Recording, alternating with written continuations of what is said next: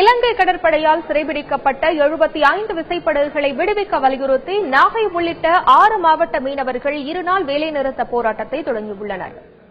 இலங்கை கடற்படையினால் சிறைபிடிக்கப்பட்ட படகுகளையும் மீனவர்களையும் உடனடியாக மீட்டுக் கொடுக்க சொல்லி இந்த மத்திய மாநில அரசை கண்டிச்சு இன்றிலிருந்து நாங்கள் வேலை நிறுத்தத்தில் எடுப்போம். இந்த வேலை நிறுத்தத்தில் 6 மாவட்ட மீனவர்களும், அதாவது ஏறக்குறைய 8000 விசைப்படகுகளும் 10,000க்கு கூடுதலான நாட்டு படகுகளும், அதாவது இந்த மீன் தொழிலை நம்பி இருக்கிற 8 லட்சம் மீனவர்களும் அதை சார்ந்த இன்னும் பல லட்சம் தொழிலாளிகளும் இந்த வேலை நிறுத்தத்தினால பாதிக்கப்படுறாங்க. ஒரு நாளைக்கு பல வகையில பல கோடி ரூபாய் அந்நிய செலவாணிகளை ஈட்டுக் கொடுக்கிற இந்த மீனவ சமுதாயம் இன்றிலிருந்து இந்த படகுகளையும் மீனவர்களையும் விடுவிச்சு கொடுக்கும் வரைக்கும் வேலை நிறுத்தத்தில் ஈடுபடுறதா இருக்கிறோம்.